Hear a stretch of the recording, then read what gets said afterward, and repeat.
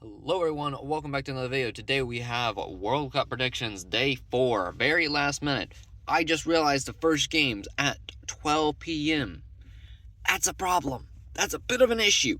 So I'm just going to try and speed run through these. Germany versus Curacao.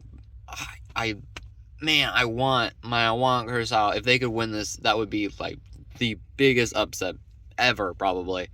But if Germany doesn't win this by at least 3, I say that's be pretty good. So I'm actually gonna go with Germany to win. I'm just gonna go with 3-0. Say maybe just a little lower, but I could easily see Germany dominating like 6-0 or something. And anyway, the next game we have is a little more competitive: Netherlands versus Japan. Now this game is very interesting because they're two very good teams. I do think the Dutch are a little better than the Japanese, in my personal opinion. But every single opinion I've had, I really think the Japanese just barely squeaked this out 2-1. I think Japan just barely squeaks out in front of the Netherlands 2-1 in a close game. And then we have the Ivory Coast versus Ecuador. I don't know too much about these teams. I know they're pretty decent.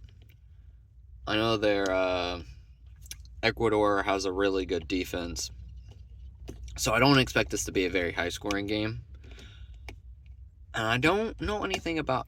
I'm actually going to take Ecuador to get a 1-0 win over Ivory Coast. I think it's just going to be a very sluggish, slow game. And I think Ecuador just barely squeaks out a goal to take the lead and win the game. And then for our last game, we have Sweden versus Tunisia. Not the closest game in the world. I think Sweden should win this game. I think Tunisia have a slim chance to maybe draw, possibly win, but I am going to take Sweden to get the win 2-0. And that will do it for day 4 of FIFA World Cup predictions. And I need to go so I can edit this and get a thumbnail out and get it out within the next hour. Bye.